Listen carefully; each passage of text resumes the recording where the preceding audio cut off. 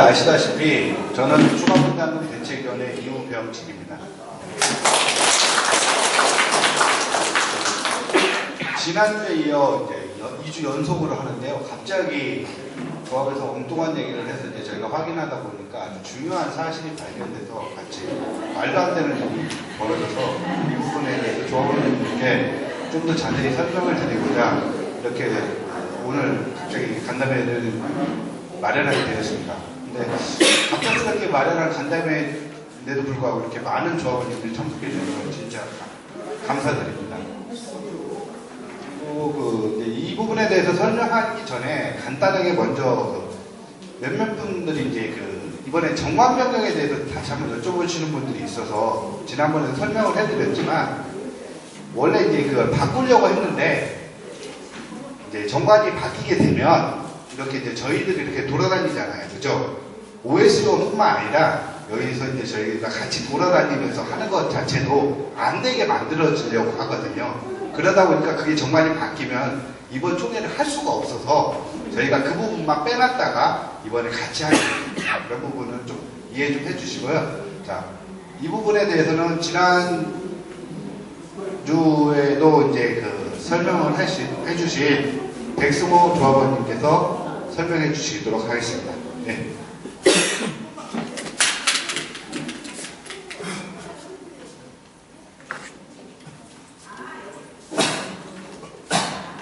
안녕하세요. 백승호입니다. 사실 제가 마이크를 많이 잡아보지 못해가지고 좀 떨리는 것도 없지 않나 있는 것 같습니다. 여기서 제가 조금 설명을 하다 보니까 조금씩 나아지고 있는데 많이 좀 박수도 쳐주시고 호응도 해주시면 고맙겠습니다. 백승호입니다. 부탁합니다.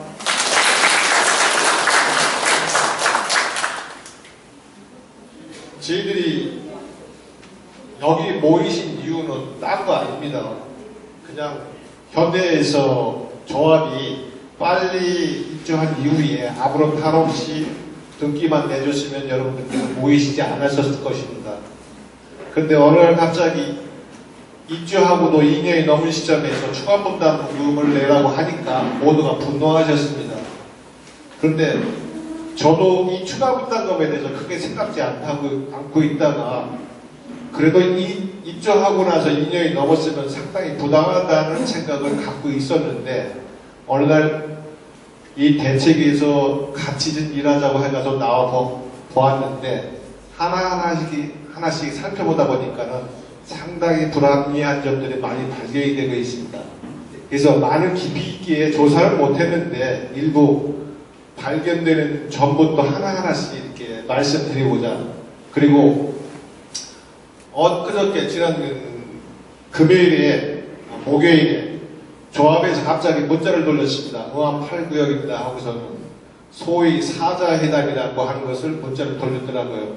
그 사자라고 하는 것은 무엇을 말씀드리냐면은 조합, 현대, 그리고 구청, 그리고 저희 비대위를 말씀하는 것입니다.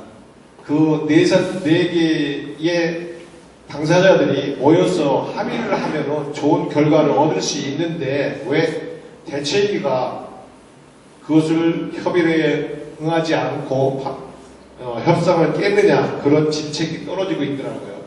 저희들은 이제 서명결서를 받으러 다니면서 조합원님들한테 그런 얘기를 직접 들었습니다.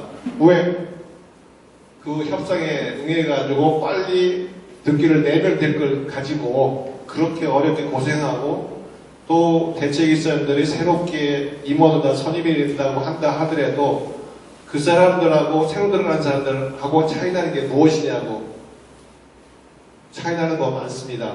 그 차이나는 것 중에서 그 것들을 하나하나씩 말씀드리겠습니다. 지난 2월 달에 저희들이 많이 알지 못하는 상황에서 조합에서 정관변경 총회하려고 하는 것을 막은 적이 있습니다. 그때 그 조합에서는 하고자 했던 것이 추가분담금 48억을 정관변경 총회를 통해 가지고 결정해서 여러분들한테 고지해서 추가분담을 거고자 했던 행위였었습니다. 그 48억은 조합원들이 생각하실 때, 여러분들이 생각하실 때 절대 내서는 안 될 돈이었는데 그것을 억지로 통과시키고자 했던 것이었습니다. 그래서 조합원들이 분노를 했던 것이고, 근데 그 48억이라는 결과의 내용이 현대에서 내놓은 자료는 현재 이쪽에 이런 내용입니다. 2014년 2월 달에 현대가 내놓은 자료에 이거 공부를 다 받으셨던 겁니다. 지금 글씨가 좀 작아가지고 네, 확대 좀 해주시겠습니다. 밑에 박스만 위에 올려가지고요. 조금만 더 올려주세요. 네, 됐습니다.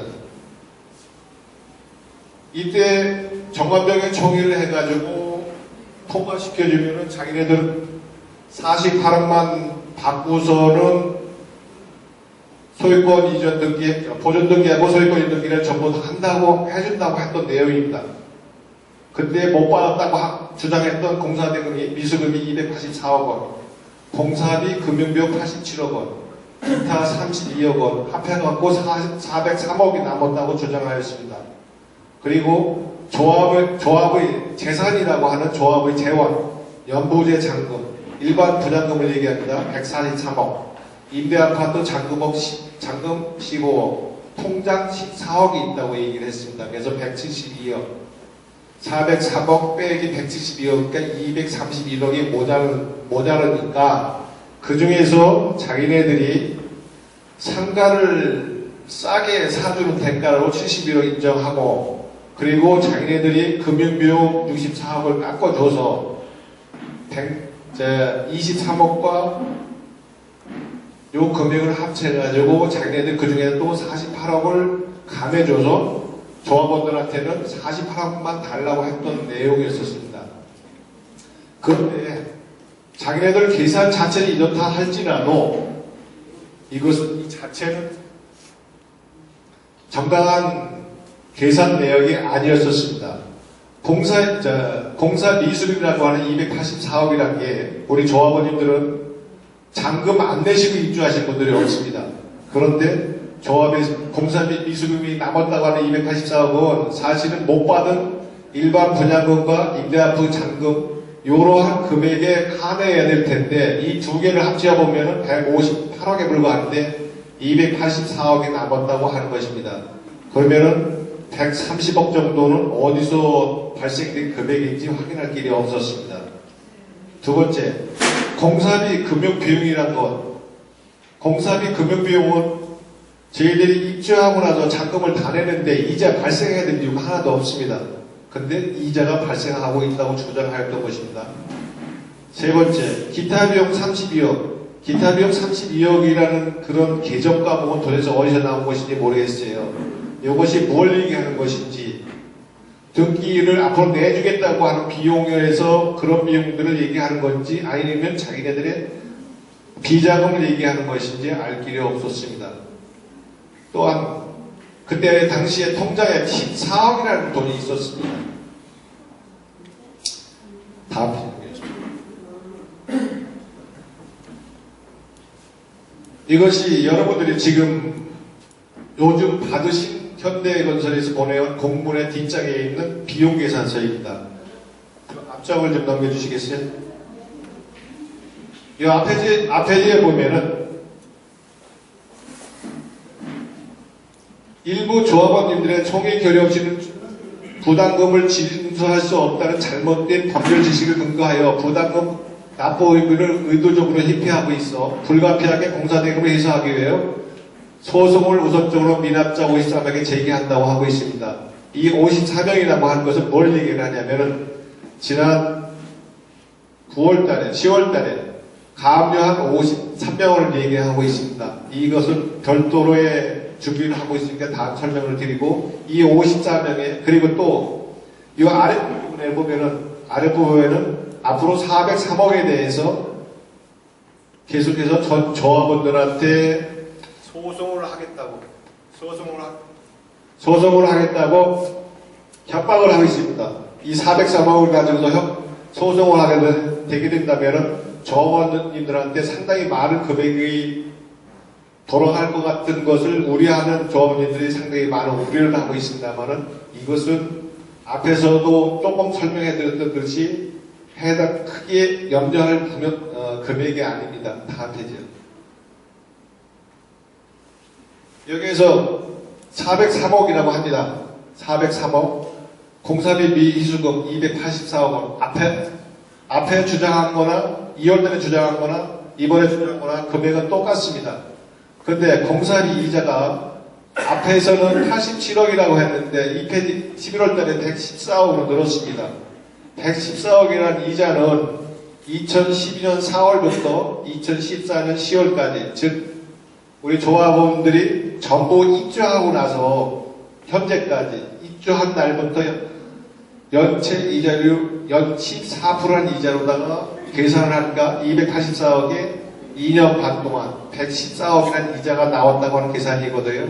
그렇다고 한다고 하면은 우리 조합원님들이 잔금 안 내고 입주하신 분들이 없잖아요. 그러한 계산이라고 한다고 하면 이 114억은 조합원님들한테 해당되지 않는다는 금액에 이르고 있습니다. 그리고 이들이 주장하고 있는 대출금 지급 보증 5, 이걸 뭘 말하는 것인가요? 저건 알 길이 없습니다. 대출금 지급 보증. 일반적으로 대출해주면 커미션이 있는데요. 은행에서도 대출을 알선해주면 수수료가 있는데 그 수수료 얘기를 하는 것인지 이것은 저도 확인할 길이 없습니다.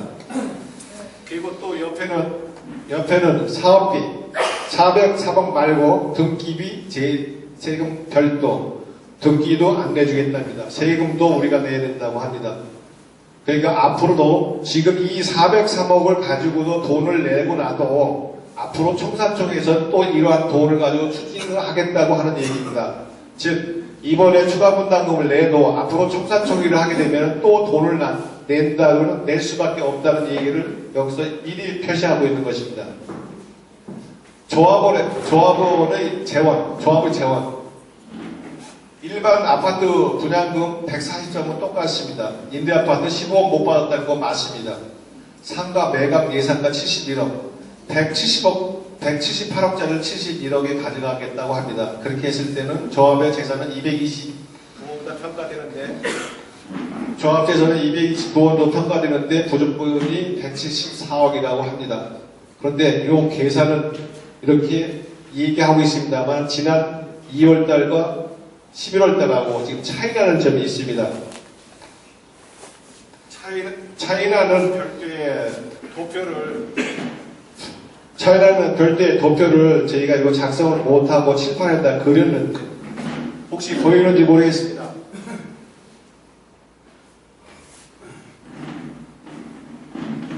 지금 앞에 페이지 한번 넘겨주시겠어요? 아니요. 여기 됐습니다. 예, 여기서 확대해 주십시오. 여기에서 통장 잔고가 14억이라고 하는 것이 11월 3일에 보낸 공문에서 사라졌습니다. 그리고 본인들이 받아야 된다고 하는 32억은 이것이 어떻게 해서 이자로 넘어간 것인지 뭔지 알 길이 없어요.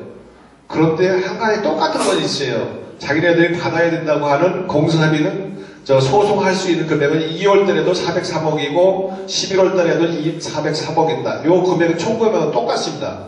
그런데 이자도 늘고 87억에서 114억으로 늘었고 통장 잔고 14억이 있었는데 14억이 사라졌는데도 역시 403억에 그대로 똑같이 멈춰 있습니다.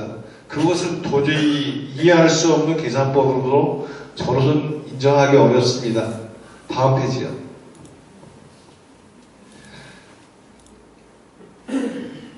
현대건설이 현재 이렇게까지만 했으면 괜찮은데, 그리고 여기에는 자료를 미처 올리지 못했습니다만 2014년 4월 3일 날 조합 토지로 되어 있는 시유지에다가 두 필지에다가 100억의 가압류를 해놨습니다. 그렇기 때문에 그 100억 가압류된 것을 우리 조합원들은 알지를 못하고 있습니다. 조합원들은 모르고 있는데 구청에서는 이전 고시 하려고 하면은 그 조합 토지에 되어 있는 100억의 현대건설의 가압류를 해야만 된다고 얘기하고 있습니다. 엊그저께 사자회담을 한다고 할 때 그 조합 토지에 되어 있는 현대건설 100억 가압류를 어떻게 할 것이라는 질문을 집중적으로 하더라고요. 그리고 금요일 날 구청의 담당 일하신 분이 전화가 왔어요. 사자회담을 왜 안 했는지에 대해서 추궁을 하면서 조합의 임원만 교체되면은 자기네들 이전 고시를 내줄 수 있느냐고, 자기네들은 구청 입장에서 이전 고시에 대해서 현대건설의 가압력이 해제되지 않으면은 이전 고시 내줄 수 없다고 얘기합니다. 그런데 그 이전 고시의 가압류를 말소해야만 된다고 하면서 구청에서는 조합에서 조합 임원들이 조합을 상대로 해가지고 근저당했던 사실은 얘기하지 않고 있습니다. 제가 판단했을 땐 구청과 조합은 현대는 전부 다 한 통속인데 저희들이 등기부등본을 사실은 이것을 한 2달 전에 발행해 놨었습니다. 근데 다만 저희들이 이걸 가지고 문제 삼기에는 아직 일다른 판단에 밝히지 않았었는데 조합과 구청과 현대가 똘똘 뭉쳐나고 현재 우리 대책을 압박하고 있기 때문에 거기에 대해서 나름대로 저희들이 밝혀야만 될 것 같다는 생각이 들어서 이 등기부등본을 지난주 금요일서부터 이메일이나 문자로 전부 다 발송하였습니다. 그렇지만 그 등기부등본이 스마트폰에서 잘 보이지 않을 수도 있고 해서 다시 한번 설명을 드리겠습니다. 이 토지는 응암동 242에 253번지는 2008년도 11월 6일 날 조합에서 매수를 하였습니다. 이것은 조합을 운영하면서 조합원에 해당되시는 분들이 나는 아파트를 분양받지 않을 테니까 대신 돈으로 달라고 하여가지고 돈으로다가 주고서는 소유권을 우리 응암 8구역 주택 재개발 정비 조합으로 다 넘겨놓은 곳입니다. 즉 조합의 토지고 조합은 여러분의 토지입니다. 누구의 토지도 아닙니다. 이것은. 근데 다음 페이지요. 2008년에 매수를 하는 토지를 저쪽 날짜를 한번 봐주실까요? 2014년 4월 17일 날 이쪽이에요. 채권 최고의 5억 8,500만원 채무자 응암 8구역 조합 근저당권자 박경수, 이분 잘 아시죠? 조합의 총무이사님 49년생이시네요. 여자분입니다. 제가 그동안 우리 조합원님 중에서 어느 분께 전화를 한번 드렸더니 네가 나한테 왜 전화했냐고 고소한다는 얘기를 한 적이 있어갖고 저 겁나갖고 조합원님들한테 전화를 잘 못합니다. 근데 그분이 알고 보니까는 우리 조합원 임모신데 상당히 이 대책에 대한 반감을 많이 가지신 분이더라고요. 그래서 제가 전화도 잘 못했는데 이번에는 과감하게 이렇게 근저당과 박경순이 주민번호 생년월일까지 밝힙니다. 이분은 2014년 4월 17일 날 조합을 상대로 해가지고 돈을 꺼줬다고 합니다. 5억 8,500만 원을요. 다음 페이지. 다음 페이지요. 이것은 저쪽에 번지시부터요. 은평구 응암동 633번지. 조금만 소유권 이전이요. 소유권 이전. 이쪽에 소유권 이전. 예, 소유권 이전은 2008년 3월 20일 날 이것도 역시 마찬가지로 우리가 조합을 운영하면서 조합에서 현금으로다가 매수한 토지입니다. 이후에 주택도 있었고 토지도 있었는데 이걸 매수한 것입니다. 다음 페이지요. 그런데 이 토지를 2014년 4월 17일 날 역시 우리 조합의 토지를 채무자로 해가지고 4억 5,500만 원의 근저당권자 조우현 씨가 동일한 날짜라도 근저당 설정하겠습니다. 이분 누구신지 아시죠? 예. 다음 페이지. 또 다음 페이지. 저쪽에 번지수부터 좀 봐죠. 응암동 241에 21번지입니다. 20번지입니다. 이분도 여기도 역시 다음 페이지 좀 주시겠어요? 소유권 이전은 2008년 8월 20일 날 조합에서 역시 동일한 방법으로 매수하였습니다.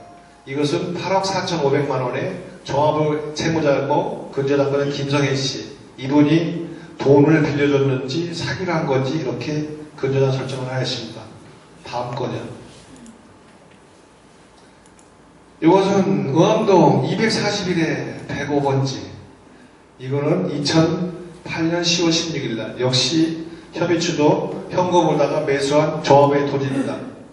조합에서 매수했습니다. 근데 역시 2014년 4월 17일 날 채권 최고의 7억 8천만 원에 조합을 채무자로 하여서 손양숙 씨가 근저당 설정을 하였습니다. 손양숙 씨가 조합에서 돈을 빌려줬답니다. 손양숙 씨 아시죠? 다음 페이지. 의암동 242, 263번지 소유권이죠. 다음 페이지. 소유권 역시 이쪽이에요. 2008년 10월 7일 날 조합이 매수하였습니다. 조합이 다음 페이지. 조합의 채권 채무가 7억 1,500만 원으로다가 조합을 채무자로 하여가지고 근저당권자 김영준 씨 해가지고 돈을 빌려주셨습니다. 김영준 씨 잘 아시죠? 예. 다음 페이지요. 또 역시 마찬가지로 응암동 240에 249 소유권 올려주세요. 저쪽에 여기에 소유권이죠. 2009년 5월 22일 날 조합에서 매수하였습니다. 다음 페이지요.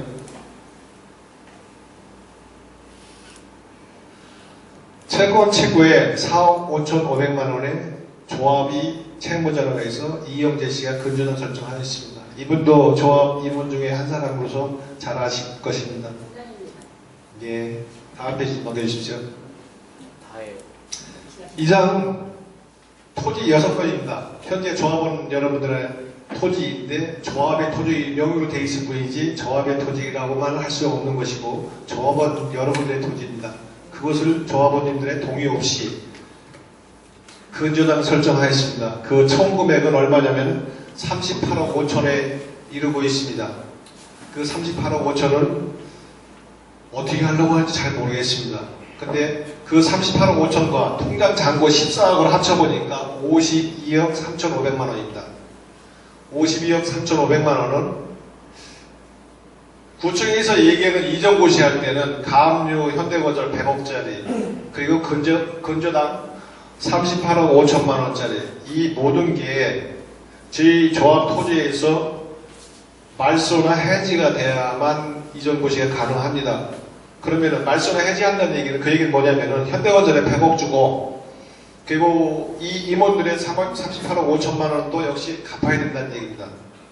그런데 갚아야 되는 것은 서류상으로 맡기는 한 거는 같기는 하지만은 그들이 정당하게 했는지에 대해서는 한 번도 확인되지 않았습니다. 지금 현재로서는 저희들은 조합원일 뿐이지 조합의 임원은 아닙니다. 이 사람들의 이 임원들이 정당하게 근저당을 설정을 해놨는지 받을 권리가 있는지 아니면 횡령을 하고자 하는 것인지 거기에 대해서 따져봐야만 됩니다. 현재로서는 저희들이 조합원 입장에서 소송을 한다든지 아니면 그 사람들을 해서 고소를 한다든지 하기에는 할 수는 있습니다만 힘이 미약합니다. 미약하기 때문에 조합 임원이 되고자 하는 것입니다. 그리고 많은 분들이 너희들은 왜 조합 임원이 되고자 하느냐고 계속 묻고 있습니다. 저희들이요 이런 거 밝히기 위해서 조합 임원이 되고자 합니다. 그래야만이 밝힐 수 있습니다. 그리고 자금도 지원을 받아야 됩니다. 조합이면은 이러한 돈을 사용할 수가 있습니다. 이런 것을 밝히기 위한 소송 비용 등을 사용할 수가 있는데 현재로서는 저희들이 주머니 들어서 소송한다는 것은 상당히 무리한 일입니다. 그러므로 저희들은 조합 임원이 되어야만 합니다. 그래서 저희들 임원을 꼭 뽑아주셔야만 되고요. 그 중에 제가 잘 하지는 못하는 말이지만 설명을 조금 드렸는데요. 제가 꼭 한 번은 소개해드리고 싶은 분이 있습니다. 우리 박구숙 씨 한 번만 나와주세요.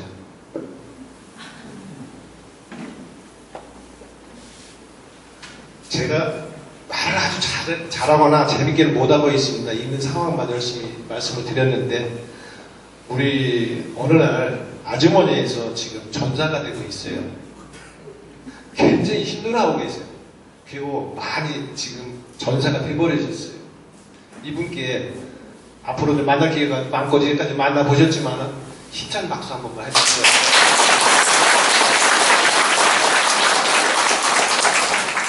저 박부석 씨 존경합니다.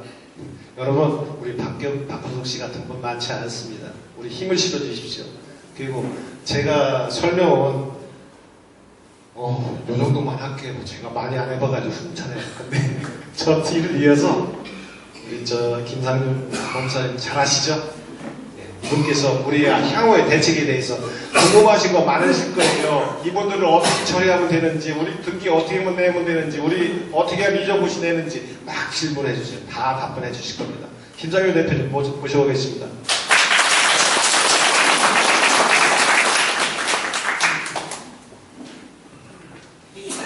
안녕하세요. 앞에서 설명을 다 하셨습니다. 근데 설명하신 내용 중에 약간만 보충을 드리겠습니다. 아까 백승호저님께서 지금 우리가 소송을 할 수는 있지만 비용이나 이런 장애가 있다고 말씀하셨습니다. 소송을 할 수는 있습니다. 그러나 사실상 소송을 하지 말아야 됩니다. 지금은 못합니다. 왜냐하면 당사자 적격이 없습니다. 여기 찍어도 되겠죠? 무슨 말씀이냐면 조합의 토지는 사실상 여러분의 토지죠. 명의가 조합으로 돼 있을 뿐이고, 여기는 지금 마시고요. 사실상 명의가, 그러니까 여러분이 이해관계가 있을 뿐인데 명의는 지금 현재 조합으로 돼 있단 말입니다. 그죠? 그러면 이 소송을 만약에 지금 아까 근저당 조합의 임원들이, 여러분들은 대한민국 조합 사상 아직까지 제가 처음 봤습니다. 뭐냐면 조합의 토지에 조합 임원이 근저당한 사례는 아직 제가 한 100여 개 이상 봤는데 처음입니다. 전 엊그저께다 그 사실을 알고 정말 충격을 받았습니다만은 이 조합에서는 어떻게 잘못을 하고 그동안에 수차례 설명회를 통해서 어떤 죄가 된다는 얘기까지 했습니다. 그런데 뭐 명예훼손 아직 고소 안 합니다. 해주면 그거를 수사기관에 같이 밝혀주면 좋겠는데 고소하는 것도 귀찮으니까요. 그런데 조합의 토지에다가 조합의 임원이 근저당하는 사례를 처음 봤습니다. 현대가 한 짓은 가압류입니다. 근저당하고는 완전히 다릅니다. 내 의지와 관계없이 가압류는 누군가가 신청하면 판사가 서류로만 보니까 실제로 허위 채권이 있다 하더라도 판사가 결정을 해줄 수가 있습니다. 왜냐하면 가압류는 말 그대로 진짜 압류가 아니라 가짜 압류입니다. 잠깐 압류하는 겁니다. 그래서 본안 소송을 통해서 채권이 확정이 되는 절차가 필요합니다. 그런데 근저당은 내가 이런 빚이 있다라고 인정을 해버리는 겁니다. 조합에서 만약에 돈을 빌려오거나 하려면 도시정비법 24조 상황 2호에 의해서요, 자금의 차입 및 상환 방법이나 이율에 대해서는 조합원 총회 결의를 거치도록 되어 있습니다. 그 다음에 여러분의 조합의 재산을 처분하고자 하는 경우에도 조합 재산은 되게 총유재산으로 봅니다. 총유재산은 구성원들의 결의가 있어야 됩니다. 조합의 재산을 처분하는 데 있어서 여러분들의 결의를 받지 않고 처분해버리면 그것은 배임입니다. 때로는 횡령이 될 거고요. 그런데 여러분 조합 재산이 국공유지를 매입했거나 현금 청산했거나 했던 아까 토지들이 되다 보니까 저도 지금 늦게 와서 잠깐 봤습니다만, 근데 거기다가 근저당을 해줬다는 얘기는 조합장이 채무자가 되고 짜고 조합 임원들한테 네가 채권자 해, 설정계약서를 쓰고 이거를 등기소에 접수해서 등기를 하게 한 겁니다. 설정 등기를. 그러면 자, 첫째 절차에 위반해서 채무를 부담했다 그러면 여러분에게는 만약에 이 채권이 진짜였다 그러면 절차에만 위반되어 있지 여러분에게 손해를 끼치지는 않았을 겁니다. 절차만 위반한 걸 가지고는 죄를 물을 수가 없습니다. 그러나 그런 경우라 하더라도 절차에 위반했다고 한다면 이 등기 자체는 부실 등기가 맞습니다. 그런 경우에 형법상 공정증서 원본 부실기재라는 죄가 있습니다. 공문서 위조죄의 한 태양인데요. 공정증서 원본 부실기재라는 죄는 등기부를 공정증서로 보는 겁니다. 공정증서에 대해서 부실한 등기를 기재하게 만들었는데 이때는 담당 공무원이 몰랐다. 등기 공무원은 이 설정계약가 가짜 진짜인지를 모릅니다. 그랬기 때문에 죄송합니다. 그랬기 때문에 등기 공무원이 공문서를 허위로 작성하도록 만든 죄를 공정증서 원본 부실기재라고 합니다. 그런데 실제로 이 채권이 없었다. 임원들이 언제 이 채권이 있겠습니까? 여러분의 총회 결의를 거치지 않았다면 실제로 채권이 존재한다고요? 안 한다고요? 돈을 실제로 넣었더라도 그건 지가 기분 좋아서 넣어준 것이고 여러분은 그 채무를 부담할 이유가 없다고요. 총회 결의가 없다면 지금 뭐 심지어 감사, 이 조합의 업무를 감사해야 될 감사가 채권자가 돼 있는 이런 기가 막힌 현실을 여러분은 지금 아까 보셨습니다. 감사는 뭐하는 놈인지는 모르지만 어떻게 감사가 본연의 조합의 재산을 감사해야 할 사람이 조합의 채권자로 등장하는 이런 기가 막힌 현실에서 이 사람들이 했던 행위는 만약에 허위 채권이라면 이거는 배임죄는 명백할 겁니다. 그렇죠? 업무상 배임이 맞을 거고 업무상 배임의 경우에도 이런 절차를 위배해서 이런 근저당 설정, 채무 부담 행위 자체를 조합이 하지 않았는데 해서 그 결과로 인해서 등기부에까지도 허위 사실의 등기가 기재되겠다 한다면 공정서 원본 불실기재와 업무상 배임죄의 상상적 경합이라고 합니다. 행위는 하나인데 죄가 두 개나 된다 이런 얘기입니다. 고소하셔야 됩니다. 그런데 지금 아까 형사고소는 여러분 누구라도 할 수 있습니다. 그런데 아까 백승호 우리 조합원님이 설명해 주신 것 중에 약간 보충만 드린다면 우리가 소송을 할 수는 있습니다. 물론 소송할 수는 있습니다. 그런데 민사에서는 못 이깁니다. 왜 그러냐면 조합과 근저당 말소송을 하려면 그 원인된 A가 조합과 이 각 이사나 감사들이 한 계약 행위, 근저당 설정 계약 행위를 놓고 소송을 해야 됩니다. 그렇죠? 이게 원인이 무효가 돼서 등기를 지워주세요. 근저당권 말소해주세요라고 하려면 이 두 사람 간에 일어난 계약으로 인해서 여러분 토지에는 지금 아무것도 안 돼 있는 거예요. 제3자가 돼 있습니다. 여러분 법률상. 그러니까 조합원이 직접 소송을 하게 되면 이 소송은 기각을 하는 게 아니라 각하를 해버립니다. 형식상 맞지 않다. 마치 이런 거 없었답니다. 옆집 부부가 하도 싸워서 시끄러워서 내가 미워서 이혼 소송을 내가 제기했다. 부부가 있는데 제기합니까? 그죠? 저 사람들이 이혼시켜주세요. 이런 소송은 없잖아요. 자, 이 사람 둘이 계약했던 이 근저당 설정 좀 말소해주세요. 소송 못합니다. 아니 미친놈이 할 수 있어 이렇게. 인식대 날리고 손 달리고 아이고 자고. 그러나 법원은 네가 왜 했느냐? 너는 당사자가 아니지 않냐? 이 계약의 당사자는 조합장과 각 이사나 감사했는데 네가 왜 소송을 했느냐라고 도망들까지 각하한다고요. 아예. 그러니까 여러분이 이 근저당 설정 등기를 말소를 시키려면 여러분 중에 누군가가 하나가 조합장이 되어야 한다고요. 무슨 말씀인지 이해가십니까? 그래서 이번 선거가 중요한 겁니다. 만약에 이번 선거에서 새로운 임원을 선임해내지 못하면 여러분들은 무조건 당해야 됩니다. 왜냐하면 소송으로는 못 다툽니다. 형사고소는 할 수 있습니다. 형사고소는 누가 할까요, 그러면? 저번 788명 중에 내가 대표로 그냥 하겠다 뭐 이렇게 하겠습니까? 아니죠. 여러분 모두에게 책임을 지고 있는 조합의 대표자가 가서 했을 때 수사기관도 전임 이사들이 이런 짓을 했고 전임 감사가 이런 짓을 했습니다. 라고 하는 형사고소든 뭐든 폼이 달라면 그동안 워낙 급하니까 조합은 개인 자격으로 많은 행위들이 했지만 그렇게 해야 되지 않겠습니까? 그렇죠? 여러분의 대표성을 가진 사람이 고소를 하든 여러분의 대표성을 가진 사람이 가서 근저당 말소 소송을 하든 해야 될 거 아니겠습니까? 그죠? 형사소송도 그렇고요. 그래서 이번 총회가 중요하다는 말씀을 드리고요. 그러니까 형사고소는 누구라도 할 수 있습니다. 제3자도 심지어 하니까요. 고소가 아니라 고발을 하니까요. 제3자가 하는 거 고발이라 그럽니다. 고소는 피해자가 하는 거고요. 근데 등기부상 여러분들은 아직 소유자가 아니기 때문에 이걸 다, 이 토지를 다 합의를 해야만이 이정모 씨가 된 거거든요. 근데 근저당이 되니까 가압류가 돼 있으면 필지가 합쳐지질 않습니다. 왜냐하면 이쪽에 있는 빚이 이쪽에 빚 없는 여러분의 재산으로 떠안겨지기 때문에 원래 합의이 안 되는 겁니다. 그러니까 조합 측에서 말로는 뭐라고 할까요? 여러분한테 뭐라고 합니까? 진정서 받아서 이정모 씨 한다고요? 그럼 대한민국에서 무슨 소송이 필요합니까? 진정서로 다 해결하지. 입으로는 이정모 씨를 부르짖지만 실질적으로 이정모 씨를 할 수 없는 상태를 만들어 놓은 것은 현 조합입니다. 그렇죠? 그러니까 여러분들이 이제 그만 당하셔야 돼요. 제가 간혹 여러분 조합에서 보내는 문자나 이런 걸 저한테 보내주는 적이 있는데 제가 보내지 말라고 했습니다. 너무 귀찮으니까요. 말이 되는 소리라 그때그때 대응을 하다 보면 조합원들도 피곤해할 것 같더라고요. 이쪽에서 이 말하면 이쪽에 대응하고 이쪽에 이 말하면 대응하고 하는데 그게 대응할 가치가 없는 얘기를 한단 말입니다.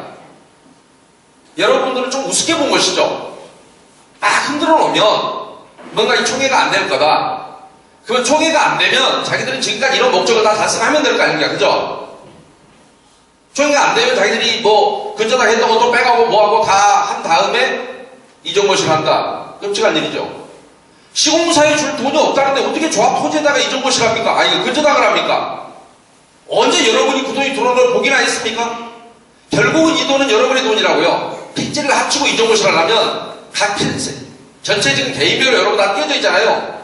모든 게 하필이 돼야 돼요. 그래서 가압류가 되거나 근저당이 되어 있으면 하필 자체가 되지 않습니다.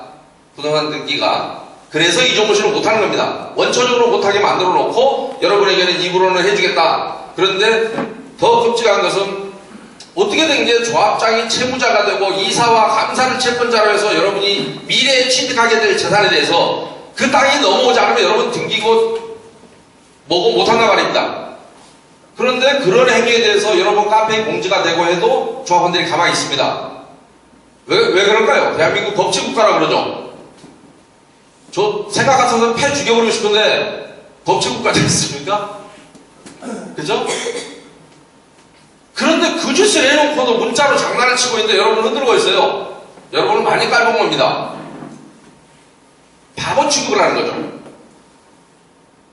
있을 수가 없는 일입니다. 그리고 그런 사례를 본 적이 없습니다.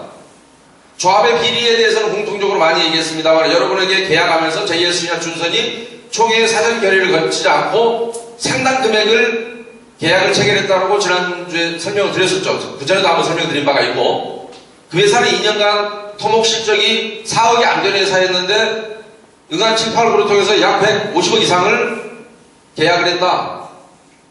이건 세상에서 아마 기업 성공 스토리 중에 가장 큰 성공 스토리일 겁니다. 여러분 사업해 보셨으면 알지만 공사 실적이 4억이 2년간 합쳐 4억이 안 되는 회사에게 150억짜리 공사를 맡은 적이 있습니까? 회장님 천함쯤 되면 가능하겠네.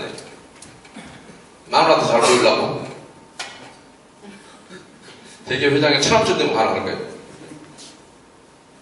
자격이 뭐 필요합니까? 그냥 줘라 하면 되지. 신문 공고는 돼 있지만 여러분 보지 않았습니다. 어떤 자격 요건을 가진 회사가 어떻게 들어오는지도 못 봤습니다. 그런데 더구나 진짜 충격적, 저는 깜짝 놀랐습니다. 정말로. 이런 범죄 행위를 해놓고 여러분 앞에 나설 수 있고 여러분에게 문자질을 할 수 있다는 사실이 상당히 충격적이었습니다. 준선 얘기를 하고 JSC 얘기를 해도 꼼짝도 안 합니다. 고소해라. 잘못이 없다고 변명해야 되는 것이지 고소해라라고 하는 게 세상에 내배째라 이런 게 어디 있습니까? 조합원 788명을 상대해야 되는 대표자라는 사람이 여러분의 대표입니다. 저는 여러분 동네에 살지 않습니다. 그야말로 다행입니다. 이 사람이 하늘 행치고 고소해라. 정말 깜짝 놀랐습니다. 물론 처벌을 구할 겁니다. 그런데 그 다음에 이번에 근저당 설정해놓은 거 보고는 정말로 할 말이 없었습니다. 특히 감사가 있습니다. 직위가 사람을 만드는 겁니다. 감사는 감사의 본연의 업무가 있습니다. 감사가 채권자로서 설사 이사나 이런 사람들이 이 짓을 할 때 감사는 막았어야죠. 알았으면. 그런데 조합장이, 조합 임기가 끝난 지금 조합장도 아니죠. 그런데 그 행위를 갖다가 긴급 업무 수행권이라는 것은요, 필요한 경우에 개별적으로 검토하는 겁니다. 일단 임기가 끝나면 여러분이 민법상으로는 위임 관계로 봅니다.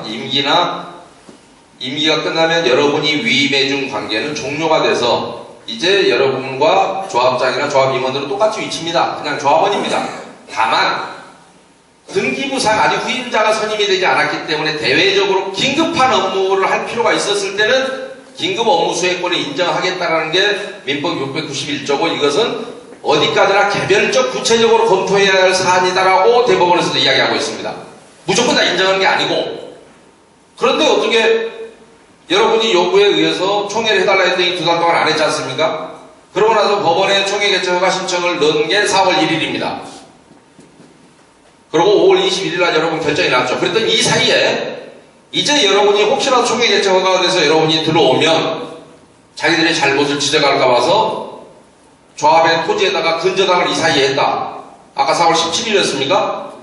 얼마나 놀라운 사실입니까? 이런 범죄 행위가 범죄는 기본적으로 들키지 않으려고 하는 겁니다.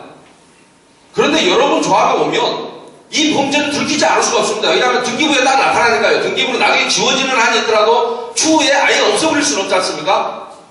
이렇게 선으로 그어만 놓지 무슨 등기를 했다는 흔적은 다 남지 않습니까? 그런데 거기에다가 자기들의 범죄 흔적을 남겨놨는데 그러고도 여러분에게는 문자를 다양하게 보낼 수 있다는 사실이 실로 놀랍습니다.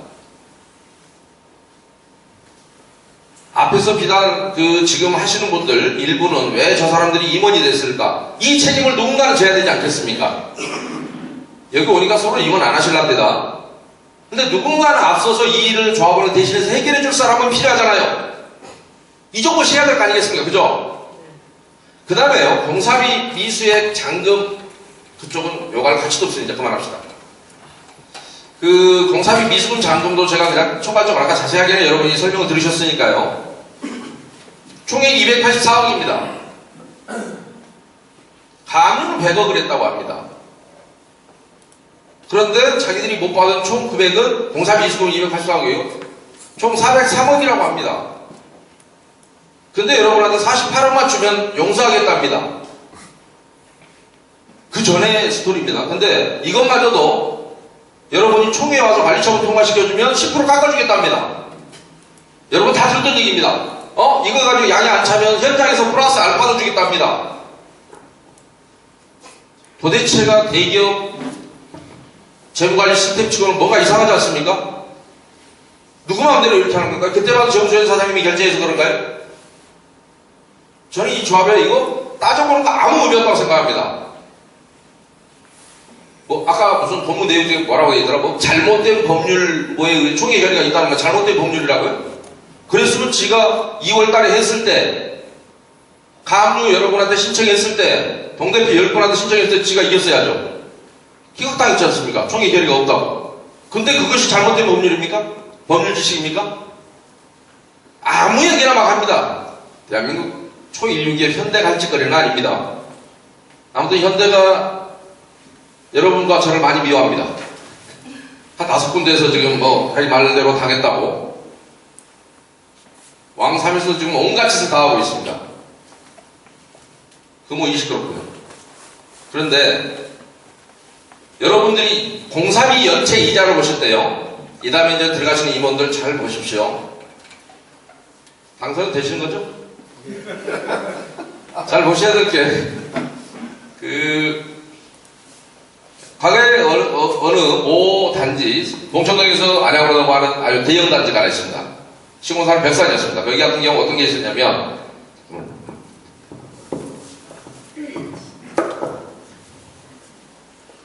자, 관리처분이라는 걸 통해서, 관리처분이 어떤 의미냐면 법률적으로는 48조 4항에 의해서 정비사업으로 조성된 대지 또는 건축물은 관리처분 계획에 의하여 처분 또는 관리해야 한다. 또는 관리입니다. 이것이 관리처분 계획입니다. 자, 여러분이 근데 관리처분 계획은 두 가지가 있습니다. 하나는 48조 1항에 보면 조합원 분양분이 있습니다. 여러분이 여러분 땅을 내놓고 집을 짓게 만들어서 여러분이 분양을 하나 받아가고요. 나머지는 일반 분양이라는 걸 해서 처분을 해버립니다. 자, 관리나 처분이 끝났습니다. 관리처분 계획에서. 근데 돈이 부족하답니다. 공사비 이자가 생겼답니다. 근데 이자는요, 납부금이 이게 쭉 여러분이 하다 보면, 자, 여러분이 개별 분양계약서는 다 갖고 계시죠? 네. 근데 개별 분양계약서에 보면 연체이자가 있고 미리 선납 할인이 있습니다. 미리 낸 사람은 할인해주고 늦게 낸 사람은 연체이자 봅니다. 그런데 이 연체이자가 공사비의 이자는 아닙니다. 왜냐하면 여러분과의 시공사 조합과의 개별 계약에 들어있을 뿐이지 관리처분 계획에는 없습니다. 그래서 그 해당 조합 같은 경우는 어떤 일이 있었냐, 공사비는 조합에서 미수금이 없이 달깍달깍 나왔습니다. 그런데 조합원들이 낸 연체이자가 약 58억이었습니다. 장부에는 없는 돈인데 실제로는 들어왔습니다. 조합에. 이런 상황 이해 가시죠? 조합원들이 늦게 내고 일반 분양자가 제때 안 내갖고 연체이자가 조합에 들어왔는데 조합에서는 실제로 금융 PF를 이렇게 하고 다 줘버렸기 때문에 연체를 하나도 안 했어요. 시공사에는. 근데 조합만 들고 있는 거예요. 낸 놈은 내고 안 낸 놈은 안 내고 모든 사람이 연체. 조합에는 이 돈이 남았습니다. 이 돈 조합장하고 시공사가 몇 대 몇으로 해먹은지 지금까지도 모릅니다. 아무도 모릅니다. 통장에는 있었던 돈입니다. 근데 여러분은 공사 미수금에 대한 연차이자겠다고 하는데 어떻게 미수금이 284억이고 이런 식으로 돈이 있었더라면 왜 48억만 여러분에게는 받겠다고 하는 것인지.